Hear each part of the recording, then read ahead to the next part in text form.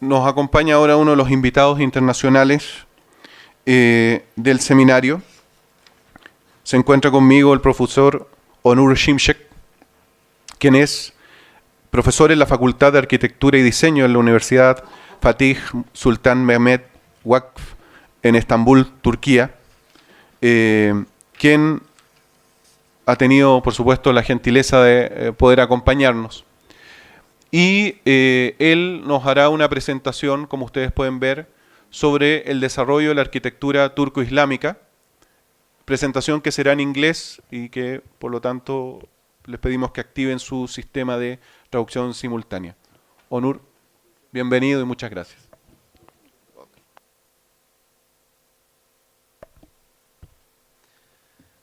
Ladies and gentlemen, good evening. Buenas tardes. Antes de empezar con mi presentación, me gustaría partir por agradecer al profesor Ricardo por dar el puntapié inicial en esta reunión que tenemos aquí, por haber impulsado además que esto se realice, y también por la invitación al profesor Chaguán aquí, a Santiago de Chile. Y ciertamente para mí es un placer estar aquí con ustedes. Y también quiero agradecer a todo el equipo, en nombre de la Universidad Fatih Sultan Mehmet Vakf Universidad en Istambul. A ver, normalmente suelo hablar a arquitectos que ya tienen nociones de la disciplina, de la arquitectura en sí. Así que voy a tratar de simplificar un poco mi presentación, la que les traigo, porque quiero que todos ustedes puedan entender la temática que yo vengo a abordar.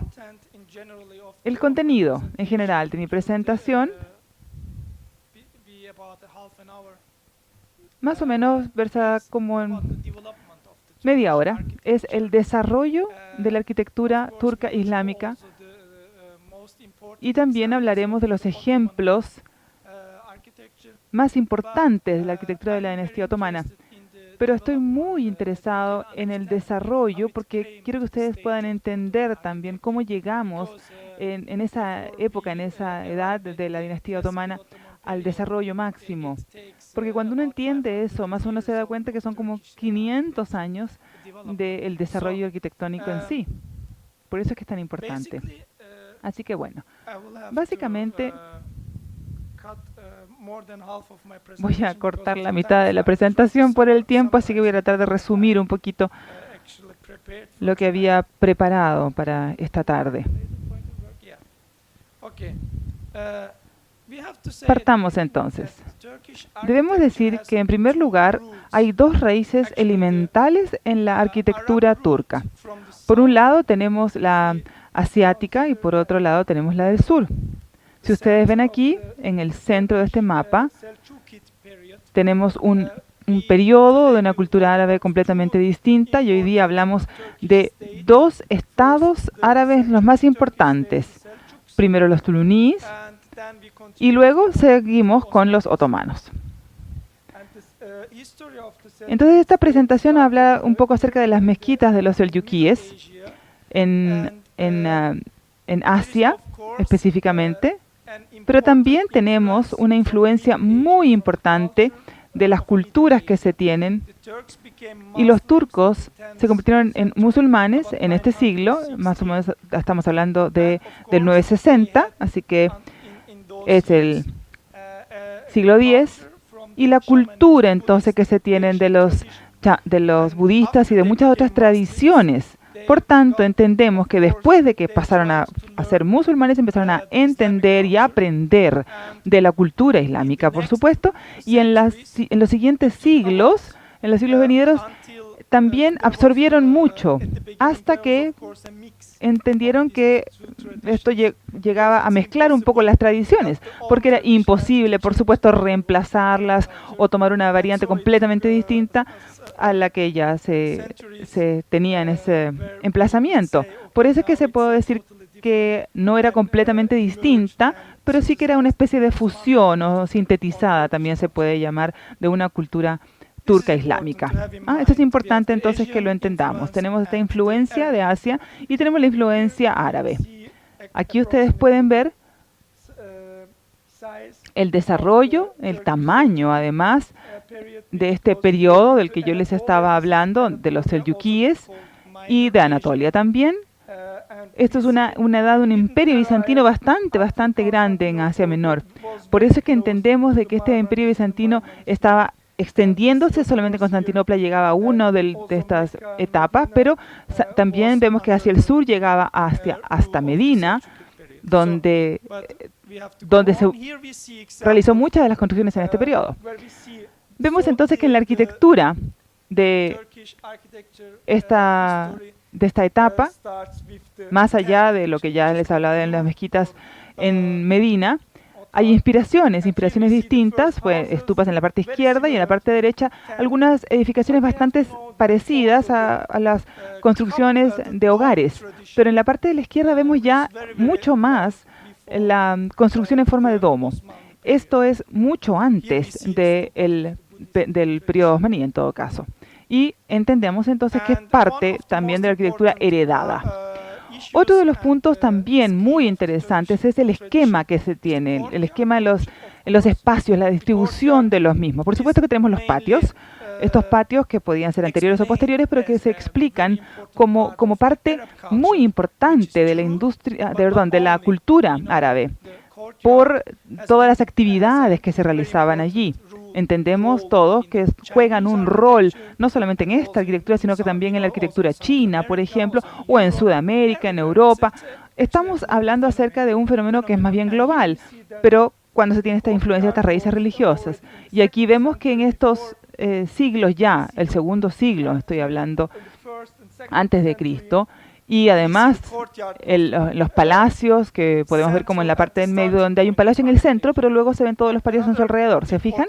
También hay una influencia importante que podemos ver. Estos palacios, estamos hablando acerca del norte de Irak, y sin embargo se ve claramente las similitudes que se tienen. En la tercera fotografía, un templo budista, y se ve lo que ya se compartía.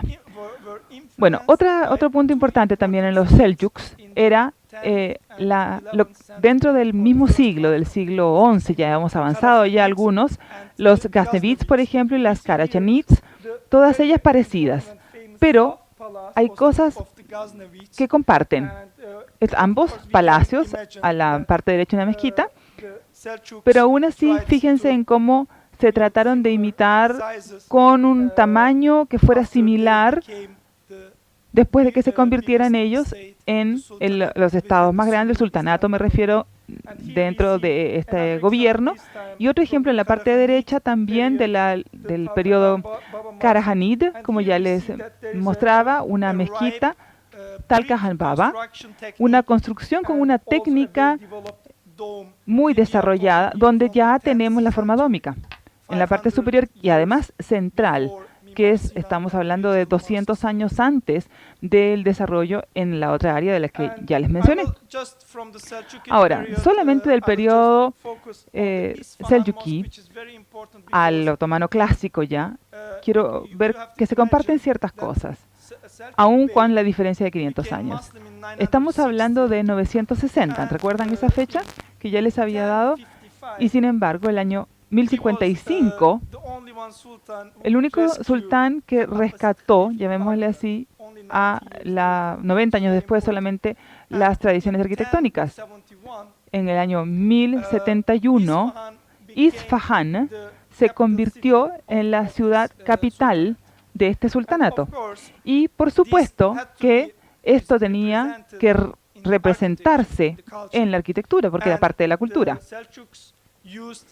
Y los Seljuks utilizaban la mezquita para poder representar el nuevo tamaño, el nuevo poder y la imagen nueva económica, científica y política. Quisiera ahora mostrarles esto, y es un plano bastante simple de lo que existe Los Seljuks, ¿qué hicieron? Implementaron los Avans, que se llaman, que son espacios que están cerrados, las Iwans que están cerrados, son espacios cerrados en el patio. Y esto está en esta área, también en Mesopotamia, en el Khorasan y también en Asia Media, que son elementos monumentales muy importantes y que han sido utilizados también en los palacios del área para la representación. Ahora entonces vinieron los Seljukíes y presentaron estos elementos y lo implementaron en la mezquita, que es muy, muy interesante. ¿Qué se hizo entonces? Se creó acá Iwan con un esquema planificado. Esto ya existía anteriormente, pero nunca había existido o se había aplicado a las mezquitas. Entonces los Seljukíes presentaron esto y esto existió por siglos y siglos hacia Media, Irán.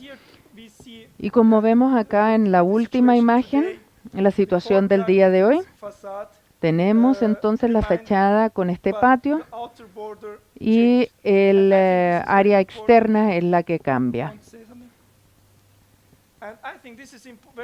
Esto es muy importante. Es importante con respecto a la comparación a la arquitectura osmani, porque es algo completamente distinto, donde nosotros encontramos el centro del patio y los edificios, las construcciones crecen, es decir, los límites van creciendo. Y cuando comparamos con la osmaní, nosotros vemos que es cada edificio que tiene una característica independiente y tiene una fachada muy importante. En cambio, acá es todo lo contrario, gira en torno al patio interior.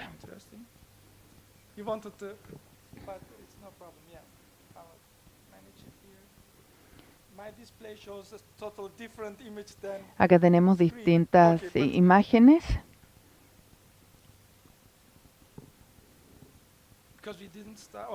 Ahí.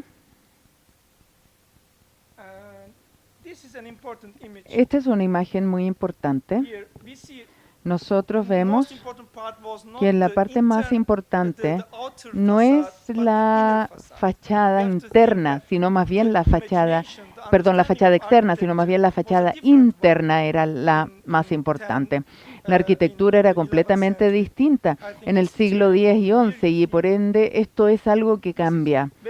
Como ustedes ven, cuando pensaban sobre una fachada, la fachada en el patio, esa era la fachada para ellos, no era la fachada exterior, que es lo que nosotros por lo general pensamos. Acá tenemos aquí el Iwan y aquí el Qibla, está en la dirección del Qibla y donde está acentuado. Y acá nosotros vemos, de hecho, es algo muy interesante, porque esto es la continuación del problema político dentro de la mezquita. Se ve reflejado, porque cuando se implementaron los Iwans, la representación política continuaba también en este periodo y no tiene nada que ver con el Seljukí, sino del periodo iraní.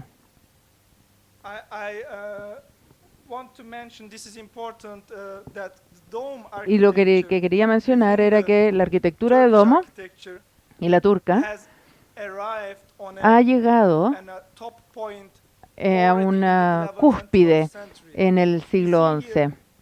Alcanzó lo más alto, un domo perfecto, hecho con ladrillos, una técnica de ladrillos y con la caligrafía. ¿Qué es lo que cambió? Lo que cambió en el periodo Osmanli es la forma, porque ahí ya se convirtió en un domo perfecto, no con una punta central, no puntiagudo hacia el centro, sino redondo.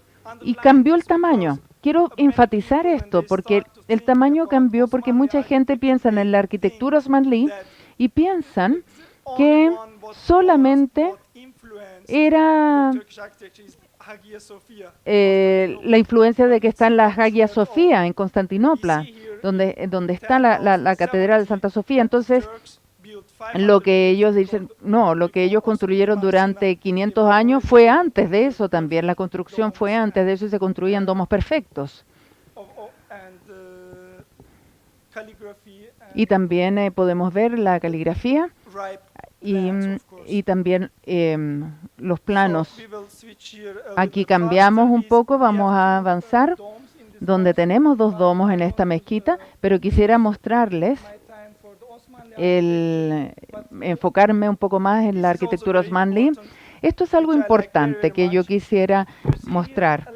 Acá nosotros estamos viendo una vista de domos. Aquí la arquitectura selyuki, estos son pequeños domos. Son pequeños domos que tienen distintas estructuras. Y así los podemos ver, darnos cuenta que realmente tienen distintas estructuras.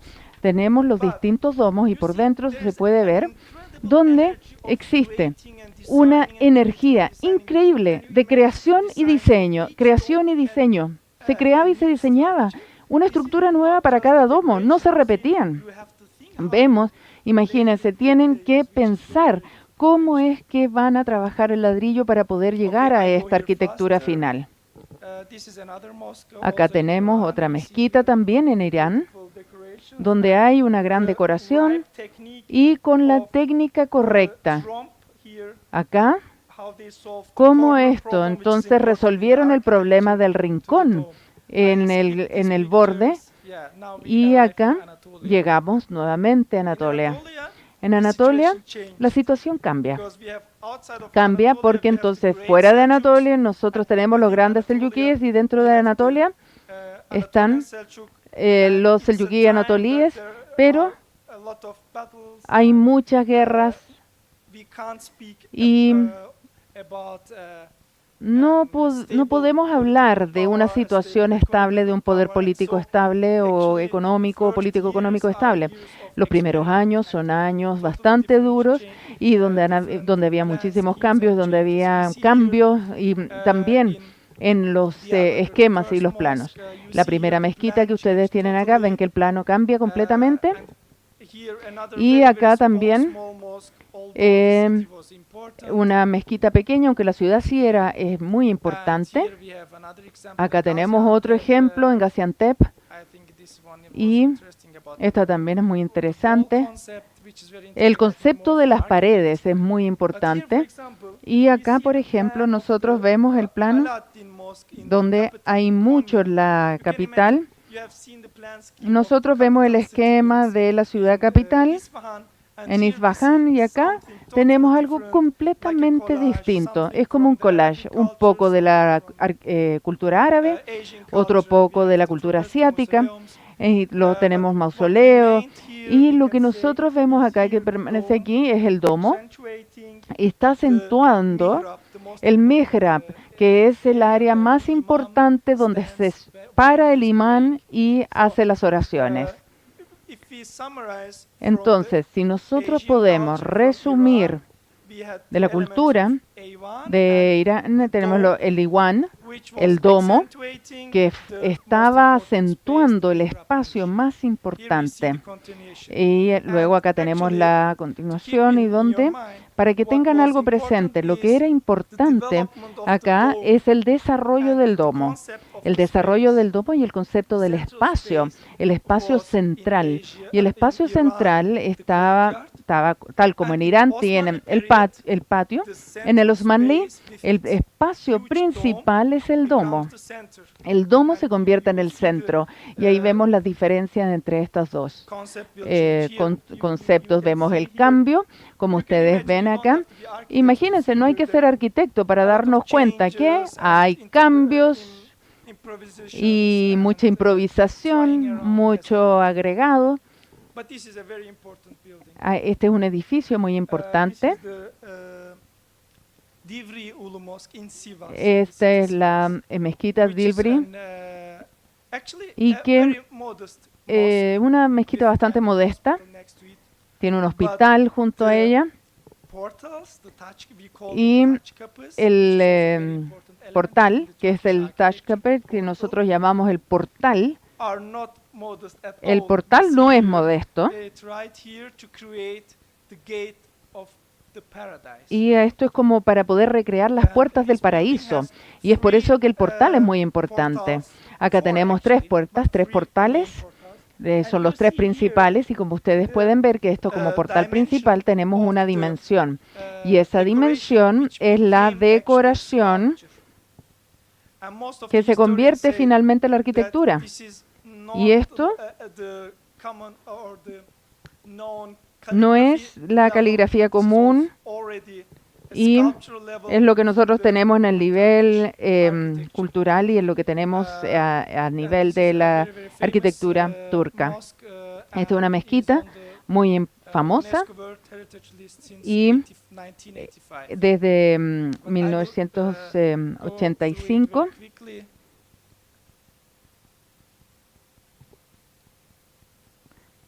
fue nombrada parte del Patrimonio Mundial de la UNESCO. Acá vemos estas mezquitas numerosas en una montaña. Acá en la zona de montaña fue desarrollada, fue construida en esta región. Aquí tenemos otros ejemplos en Anatolia. Por algunos segundos quisiera mencionarles que las mezquitas de madera del siglo XIX siguen existiendo con las columnas originales. Y los turcos, para ellos, esto no era un problema, no era problema utilizar esto o utilizar de proyectos anteriores o templos anteriores, sino que iban implementándolo en las mezquitas, en las madrasas y no había problema. Y la capacidad es para sintetizar, es lo que ellos encontraban en los alrededores. Y se veía bien. Se veía bien, como ustedes pueden ver, la decoración que también era original de este siglo XIII. Llegamos ahora al inicio de la arquitectura osmanlí. Como ustedes pueden ver acá, no hay un nexo con lo anterior, pero más bien es una continuación de la misma cultura.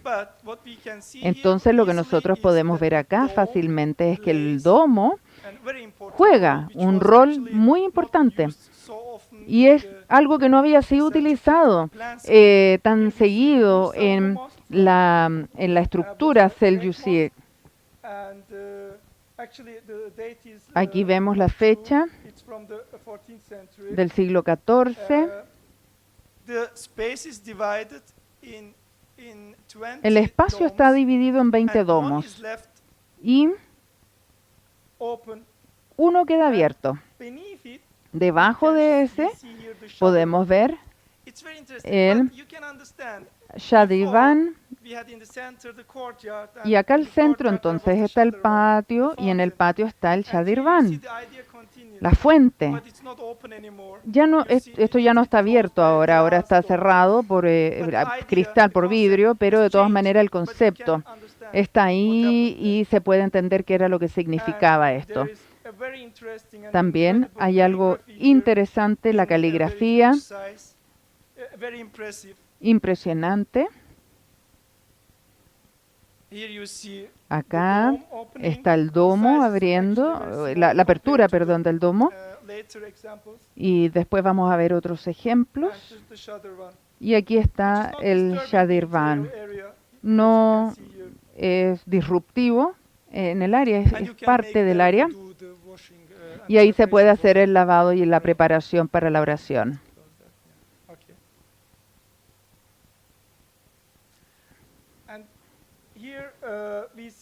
Acá tenemos una mezquita muy famosa de Edirne. es de la capital de Usbursa, de Edirne.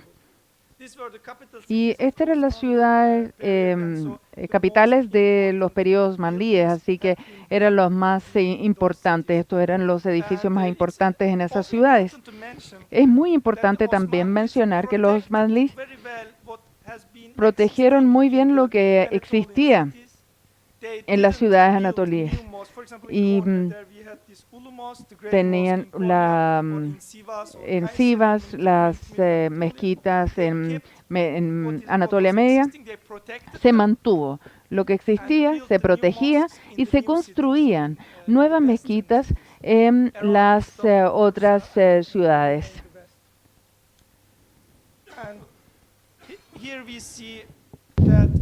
Aquí entonces podemos ver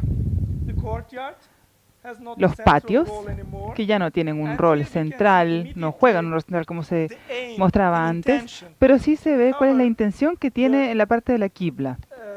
La idea era cubrir todo el espacio que se tiene, un espacio que era mucho más horizontal en ambos lados, hacia ambos lados, como que fueran anexos. Esa era la intención principal.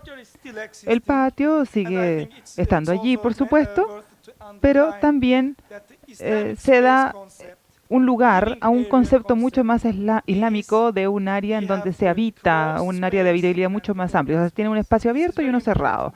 Esto es muy importante porque se tiene así un centro propio y se han perdido en las eras más modernas.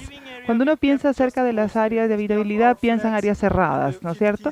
Y no es así, lamentablemente eso es lo que se ha utilizado, pero cada concepto no tiene por qué ser diferente. Y aquí, como se ve, las celdas en ambos lados tienen anexos con centros propios. Y también podemos ver las relaciones que se tienen entre el patio principal, que es casi tan grande como las áreas cerradas, y en la parte central de la área cerrada igual hay una cúpula central que se tiene junto a 4 pequeñas cúpulas que están en los lados y que amplían este edificio paralelo al muro de la quibla. Aquí una vez más es el patio, el chatrabán en el centro. En esta mezquita como en otras tenemos, sigo hablando de la Edirne, que tenemos dentro del mismo patio con todas las cúpulas hacia alrededor. Dentro de estos mismos 4 cúpulas o minaretes. Aquí vemos el complejo en Edirne. Esta es la segunda ciudad capital. Y yo quería mostrarles un poco lo que había cambiado comparado con el anterior que teníamos en Isfahan. Un plano un poco distinto. En el periodo Osmanlí ya es distinto. Tenemos el madrasa, tenemos el hospital, tenemos la cocina y tenemos la mezquita. Y todos ellos están separados, interrelacionados, sí, pero siguen siendo o estando separados. Como pueden ver aquí, la cúpula.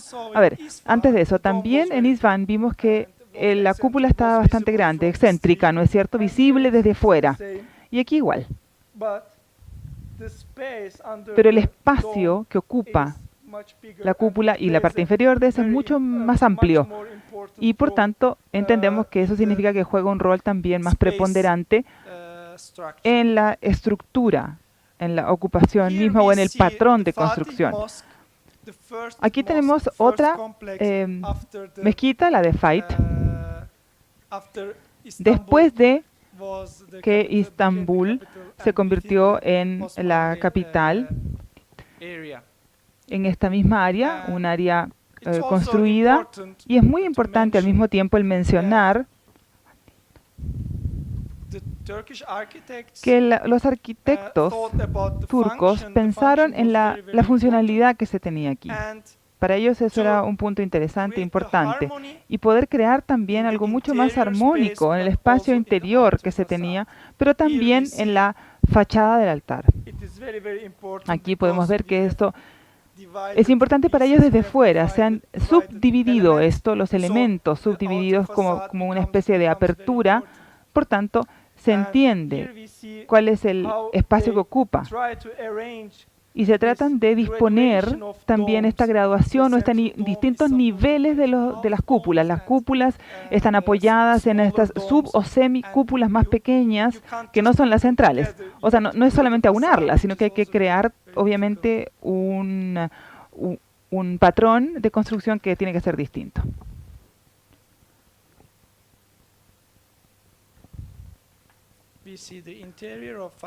Aquí está una vista interior de esta misma mezquita de Fatih. Y en esta imagen ustedes pueden ver la estructura cupular. Desde el interior ahora, por supuesto, tenemos la central con las semicúpulas a su alrededor. 4 de ellas en este soporte de minaretes. No sé si tengo o no la imagen aquí de Santa Sofía en la siguiente parte de la presentación, pero por supuesto que teníamos el ejemplo de Santa Sofía, que es una iglesia antiquísima del siglo V en Estambul, pero este concepto, los conceptos de espaciamiento es muy distinto y es muy importante. Por ejemplo, en el esquema de la basílica se tiene una nave en el centro, que es la principal, y luego la secundaria y la terciaria, o las que se quieran, las partes laterales. Pero uno puede ver la diferenciación claramente en el interior. Ahí está, la principal y las otras secundarias, aunque haya más de 2. Pero los arquitectos otomanos, especialmente en este periodo, trataron de unificar un poco el espacio interior y recuperarlo dentro de la misma cúpula central. Hay que pensar también que la cúpula es solamente el inicio del problema, es como la punta del iceberg de lo que luego se originó. Y podemos ver también la mezquita Beyazid, también en Estambul, justo al lado de esta mezquita en Estambul, la mezquita de Bayaceto, que es un ejemplo en donde tenemos nuevamente, a ver, déjenme ver si puedo ir cambiando las imágenes para que ustedes puedan ver la diferencia entre ambos.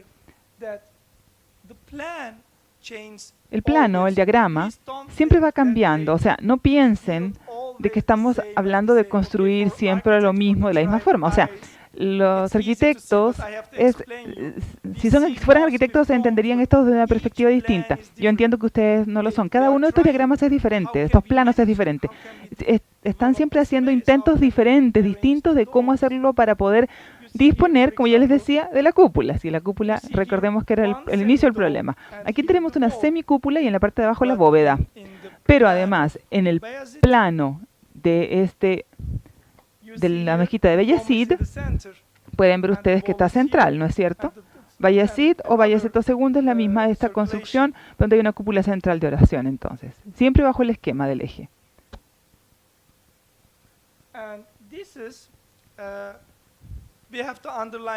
Esta es otra. Tenemos que recordar también las representaciones que se tienen dentro de cada una de ellas. Mimar Sinan no es su trabajo principal, es el trabajo de su aprendiz en su tercer año. Es muy famoso, claro, por ser el inspirador, Mimar Sinan, a la primera mitad del siglo XVI, además. Pueden ver ustedes que esta mezquita, estamos hablando de la Shehzadeh, muestra una etapa de desarrollo y hay 2 minaretes. Eso implica o significa para nosotros que las personas que eran miembros de la familia del sultanato habían ordenado que se construyeran así. Puede haber sido alguien que era un comandante, por ejemplo, de los militares, no podía construir una mezquita con 2 minaretes, siendo o no familia del sultán. Por tanto, podemos ver que hay una arquitectura que es un tanto distinta y que es para los miembros de la familia o tal vez para alguien que ocupara algún puesto importante dentro de esta misma construcción, tal vez fuera un mausoleo, entre otras cosas. Y aquí vemos en la misma escala Süleymaniyye. Este es el complejo de las mezquitas Süleymaniyye, donde entendemos que un trabajo en realidad muy conocido, porque quiso construir una mezquita que fuera distinta y que fuera la más grande hasta estos tiempos, hacia el futuro, digamos. Entonces, él fue el responsable Mimar Sinan fue el responsable de este tremendo proyecto muy grande, y le tomó solamente 7 años. Es el complejo más grande en una tarea entonces de 7 años. Y ustedes pueden ver aquí nuevamente la mezquita, los panoramas que se tiene dentro del solamente plano, claro, y en el diagrama estamos hablando de 60.000 metros cuadrados, y el diámetro además es importante, porque estamos hablando de 30 metros. Para ese tiempo, para ese momento, esto era el máximo que se podía tomar en el trabajo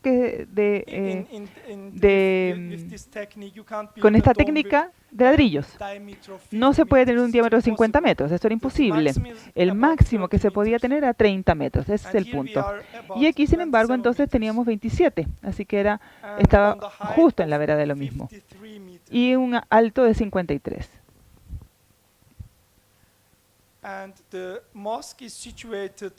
Esta está situada en un lugar muy hermoso y es visible además de distintos puntos de la ciudad.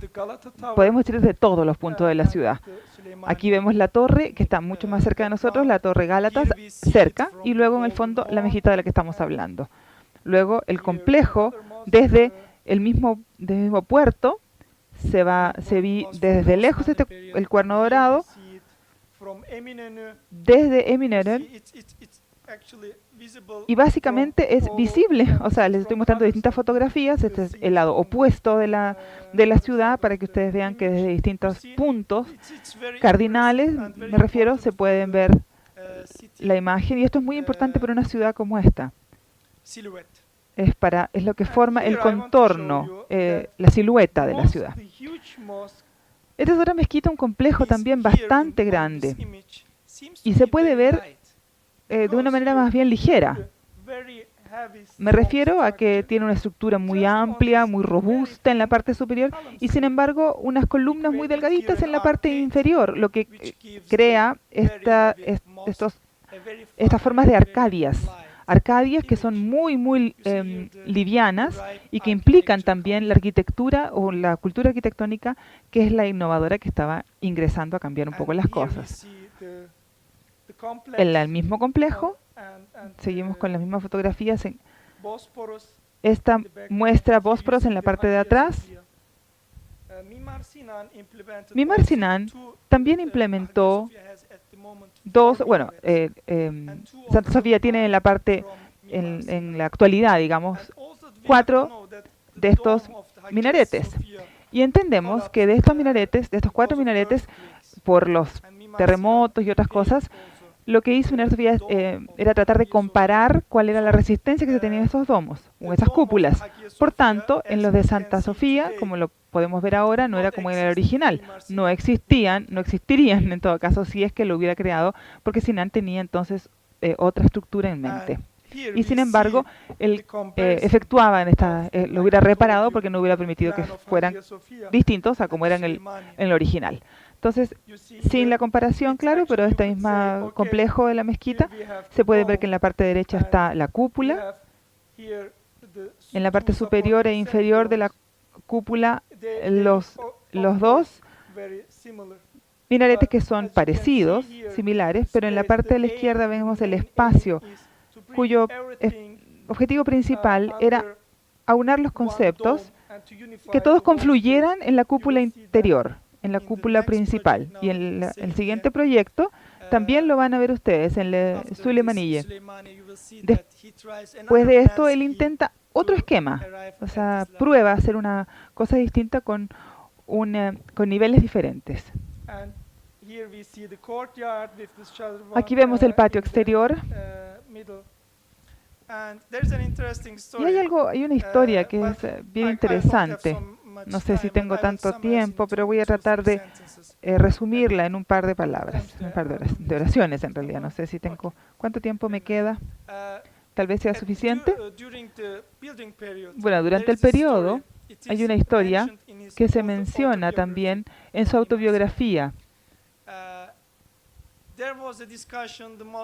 Había una conversación que se tenía de que en realidad no se podía llegar a tener esta cúpula grande, y las personas les decían de que no iba a poder terminar esa mezquita, no la iba a poder terminar.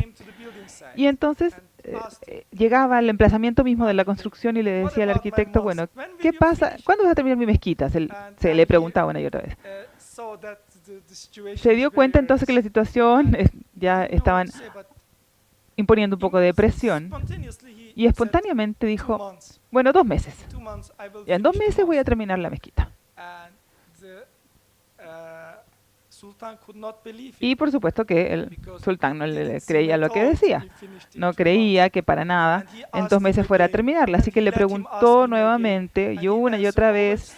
Y la respuesta en realidad volvía a ser la misma. 3, 4 veces y siempre decía 2 meses.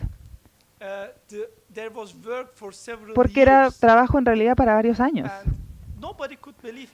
Nadie pudiera creer de que así fuera, así que el arquitecto se enojó. Se enojó y trabajó día y noche para poder terminar esta mezquita. No era solamente quien estaba realizando los planos, por supuesto, sino quien estaba realizando la gestión completa de la edificación.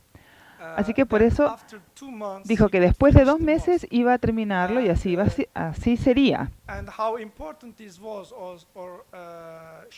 Y lo importante es lo que dice hacia el final, que el sultán le pide a sus asesores quién debería abrir las puertas de este complejo, el complejo más grande, por supuesto, que se estaba construyendo. Y por supuesto que todos respondieron que fue el arquitecto que había trabajado tan arduamente y que increíblemente la estaba terminando en estos 2 meses, que eso era lo sobrecogedor. Entonces fue el primer arquitecto que pudo abrir su propio proyecto. Eso también fue muy interesante para todos. Y bueno, finalmente les muestro acá unas imágenes y llegamos al gran último ejemplo, el final.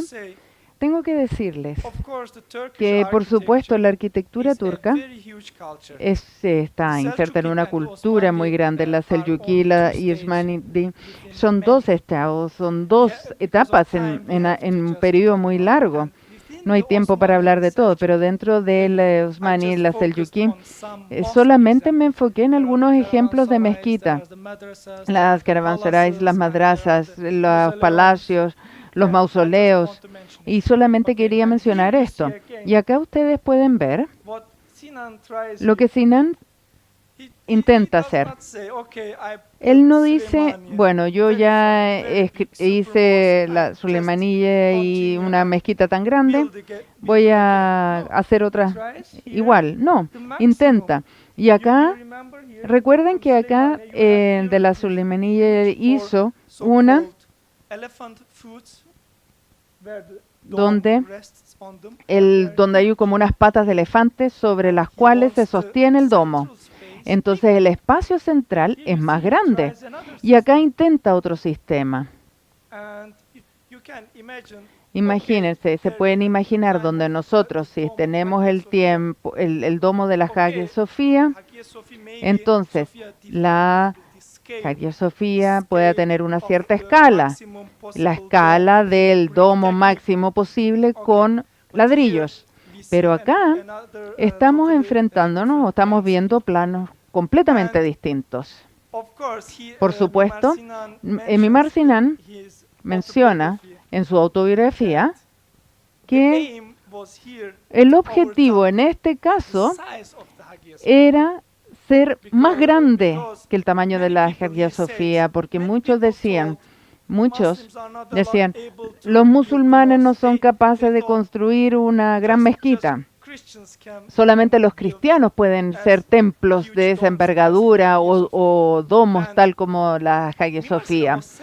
Entonces él estaba muy molesto con esto. Él decía, no, esto no es cierto, no, esto es un tema de que lo podemos hacer, todos como seres humanos podemos lograrlo. Y acá menciona que aumenta el tamaño del domo en altura y en diámetro. En Sira, lo llaman Sira, y en unos 80 metros, y ya sobrepasa el tamaño de Hagia Sofía. El esquema entonces el plano de acá, era muy, muy importante poder tener un espacio central y un área principal. Los 4 minaretes que tenemos aquí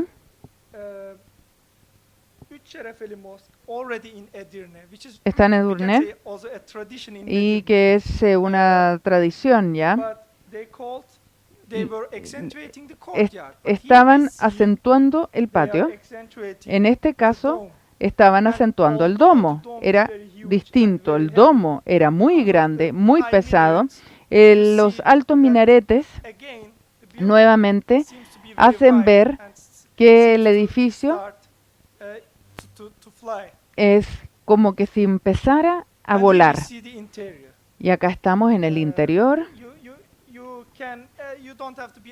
No hay que ser arquitecto para entender la idea que es un espacio que está unificando el área completa y que está cubriendo toda esta zona con un domo perfecto. Mimar Sinan continuó, incluso la tradición turca de la arquitectura turca, y continuó, y nuevamente nosotros tenemos la acentuación del centro, y con la acentuación del centro tenemos las 4 direcciones en el plano de la mezquita. Acá, en la zona central, el domo perfecto. Lo más alto en la arquitectura turca con respecto a construcción de domo y el espacio, como dentro de una armonía. Por supuesto, también tenemos elementos muy importantes como el mimbar acá, y decorado por artesanos, los mejores artesanos, y con ejemplos de caligrafía, y al igual que la alfombra. Y también la decoración de los portales, donde desafortunadamente no tenemos tiempo para poder hablar de los detalles. Y por último, la última imagen que yo quisiera mostrarles es una tumba, la tumba modesta, humilde de Mimar Sinan, que siempre él hablaba de sí mismo como el pobre servidor, aunque ha estado sirviendo a los sultanes por toda su vida y ha estado construyendo, llegó a construir 400 de los edificios más importantes de la capital. Siempre decía, soy un servidor, soy un servidor. Y acá vemos una tumba muy pequeña que está en el rincón del complejo Süleymaniyye en Turquía, en Estambul. Muchísimas gracias a todos por su atención. Espero que esto haya sido interesante. Me encantaría estar aquí hablando por horas y horas, dándoles detalle, pero bueno, espero que esto no sea la primera vez. No sé si hay alguna pregunta de parte de la audiencia. Si tienen alguna pregunta, voy a tratar de responderlas.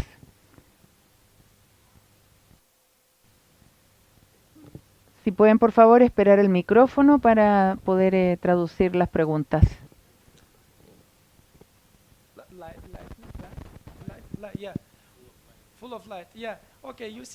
Sí, como ve acá, el concepto eran lámparas de gas y estaban cerca del domo, y hasta el día de hoy nosotros vemos la estructura. Cuelgan. Ya no son de gas, sino que obviamente son eléctricas, pero las lámparas están ahí. Y hay cientos, mucha gente era la responsable de ir y encender. Era algo muy importante.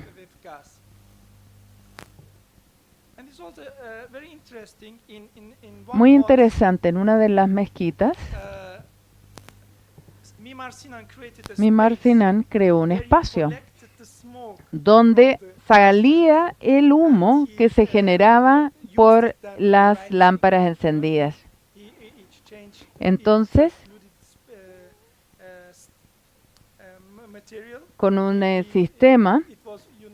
Él era gas, él recolectaba este gas y lo hacía una colección de este gas y luego lo reutilizaba para el hollín que se generaba, lo utilizaba para la caligrafía, para poder escribir.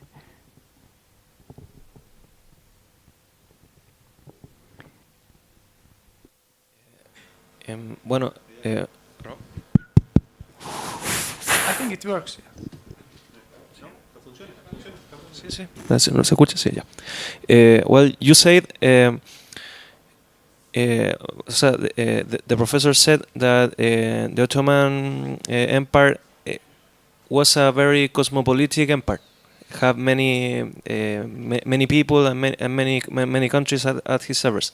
So I want to know if Yo the lo que builders quisiera and the other saber architectures es si es que los constructores y los otros arquitectos que se supone que trabajan, que trabajaron en esta mezquita y en otras mezquitas, en estos periodos de la arquitectura otomana, trabajaban exclusivamente para los turcos o para Estambul. No, no es así. Esto lo vas a escuchar mañana. Mimar Sinan, él era Dershilme, que era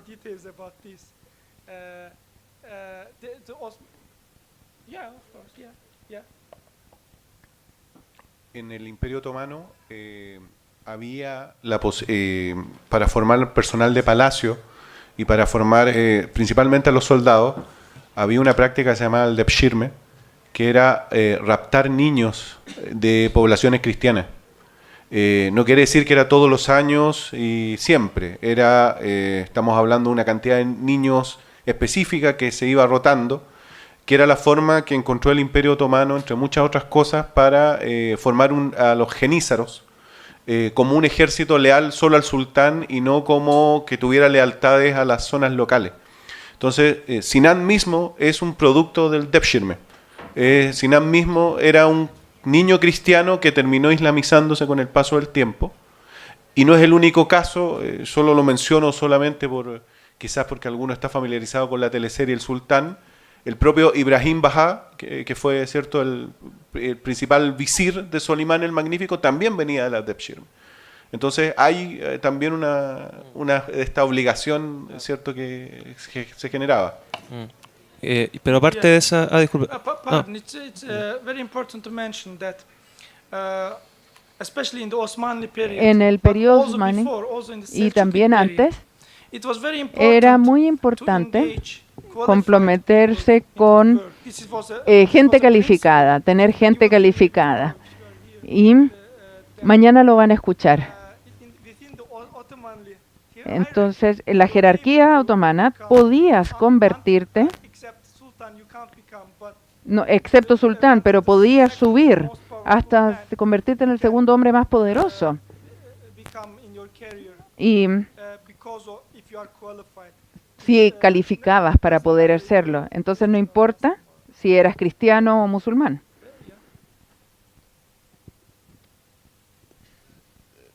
Two things. One is something that maybe Hay algo many que specialists they don't talk Hay algo que no se habla mucho sobre el legado de Mimar Sinan en el mundo islámico. Por ejemplo, uno es la mezquita azul, porque fue hecha por uno de sus discípulos. Y también había una tremenda influencia en el resto del mundo islámico. Nosotros podemos mencionar el Taj Mahal. El Taj Mahal también lo hizo un estudiante de Omar Sinan. Entonces es algo muy importante.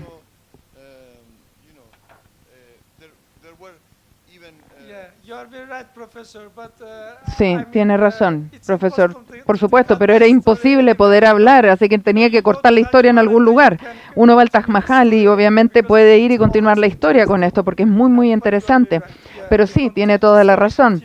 Y la historia continúa con la mezquita azul, el Taj Mahal. is also that Mimar Sinan was very Mimar Sinan, to build bridges un experto en la construcción de puentes. Of course, yeah. Sí, But as I told before, I wanted to pero tal como había dicho mosques because they al were able principio, to quería understand enfocarme en las mezquitas.